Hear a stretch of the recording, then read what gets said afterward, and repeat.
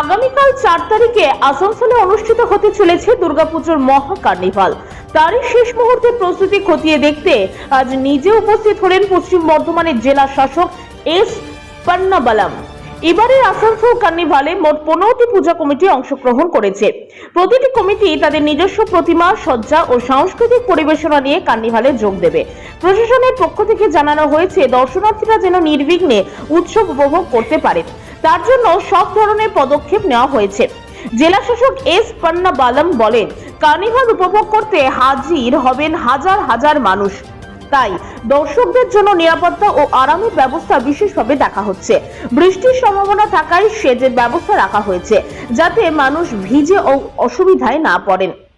এছাড়াও ভিড় সামলাতে রাস্তায় বিশেষ ট্রাফিক নিয়ন্ত্রণ পরিকল্পনা নেওয়া হয়েছে। পিডব্লিউডির তরফে রাস্তার লাইটিং ও সাজসজ্জা খতিয়ে দেখা হয়েছে। দমকল বাহিনী ও মেডিকেল টিমও স্ট্যান্ড বাই থাকবে জরুরি পরিস্থিতি মোকাবিলার জন্য। আগামীকালের কার্নিভালকে ঘিরে আসানসোল শহরে উৎসবের আমেজ তৈরি হয়েছে। ভগৎ সিং মোড় থেকে বানপুরগামী রোড এখন রঙিন আলোকসজ্জায় ঝলমল করছে। পথের দুধারে তৈরি হয়েছে দর্শক বসার বিশেষ ব্যবস্থা। শহরবাসীর প্রত্যাশা, আগামীকালকের দুর্গাপুজো কার্নিভাল হয়ে উঠবে এক অপূর্ব সাংস্কৃতিক মিলন মেলা। বর্ধমান থেকে নিজস্ব প্রতিনিধি, খবর বাংলা নিউজ।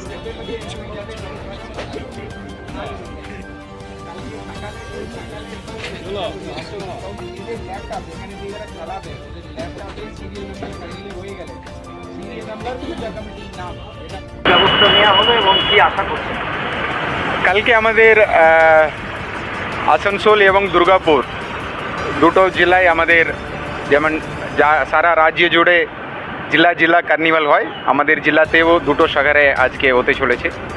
তার প্রস্তুতি কাজগুলো অনেকটাই শেষ,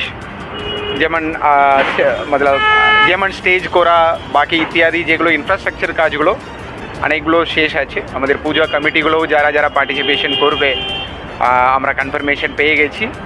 এখন ফাইনাল কাজগুলো চলছে আমাদের, এটা আশা করি আমরা আজকে রাতের মধ্যে শেষ হয়ে যাবে। আমরা প্রস্তুত আছি। এখানে যে বৃষ্টি হওয়ার সম্ভাবনা একটা থেকে যাচ্ছে কালকে, তবু একটু প্রেডিকশনটা অতটা নেই। আজকে যেমন বেশি আছে বৃষ্টি হওয়ার সম্ভাবনা, কালকে অতটা সম্ভাবনা নেই, কিন্তু তবু আমরা কিছু জায়গায় আমরা ব্যবস্থা রাখছি যাতে লোক বৃষ্টি হলে দাঁড়িয়ে যেতে পারবে, ওই রকম কয়েকটা জায়গায় আমরা ব্যবস্থা রাখছি। বাকি আমাদের প্রস্তুতি কাজগুলো আজকে রাতের মধ্যে বেশিরভাগ শেষ হয়ে যাবে, যে টুকটাক বাকি থাকবে কালকে সকালে শেষ হয়ে যাবে। আর এটা এখন কমিটি আছে, কমিটিরা ঠিক করছেন ওনারা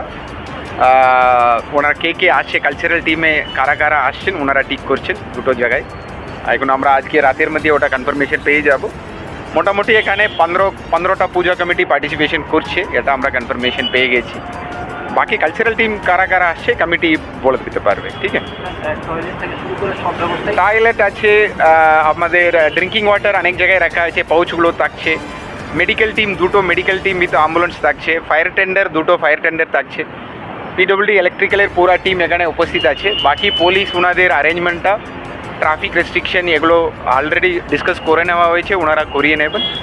বাকি যাগুলো অ্যারেঞ্জমেন্ট লাগে, বাকি যেটার জন্য আমাদের কার্নিভাল সুন্দরভাবে হওয়ার জন্য এটা সমস্ত অ্যারেঞ্জমেন্টগুলো প্ল্যানিং করা আছে। এক্সট্রা এইবার আমরা অ্যারেঞ্জমেন্ট এটাই করছি, আমরা কয়েকটা জায়গায় আপনারা স্টেজগুলো দেখতে পাচ্ছেন, তার মাঝখানে জায়গাগুলো আছে, স্টেজের পরের জায়গাগুলো, ওটা লোক বৃষ্টি হয়ে গেলে পুরাটা তো কভার করা এত শর্ট টাইমে সম্ভব নেই। আমরা এই যে স্টেজের মাঝখানে জায়গাগুলো দুদিকে আছে ওটা আমরা টেনে নেব একটু, তাহলে বৃষ্টি হলে লোক ওই দিকে ভিতরে গিয়ে দাঁড়িয়ে যেতে পারবে। ঠিক আছে, কালকে 4 তারিখে আসানসোলের সবথেকে বড় উৎসব কার্নিভাল কাল 4টের সময় শুরু হবে। তো আমরা লাস্ট প্রস্তুতি হিসাবে আরও যা জিনিস বাকি আছে বা কোনখানে আমাদের ভুল ত্রুটি সেইটা দেখবার জন্য ডিএম সাহেব, এসডিও এবং পুলিশ আধিকারিকরা এখানে উপস্থিত হয়েছেন। সব সবিস্তারে আলোচনা হলো। তো কালকে কার্নিভালের জন্য আসানসোলবাসী তথা দুর্গাপুর, শিল্পাঞ্চল, জামুরিয়া, রানীগঞ্জ, হীরাপুর সমস্ত লোকজন যাতে এখানে এসে উপস্থিত হয় তার ব্যবস্থা আমরা করেছি। আকাশ মেঘাচ্ছন্ন আজকে আছে, কালকে হয়তো ঠিক হয়ে যাবে মায়ের দয়ায়। তো কার্নিভাল ভালোভাবেই আসানসোলে অনুষ্ঠিত হবে।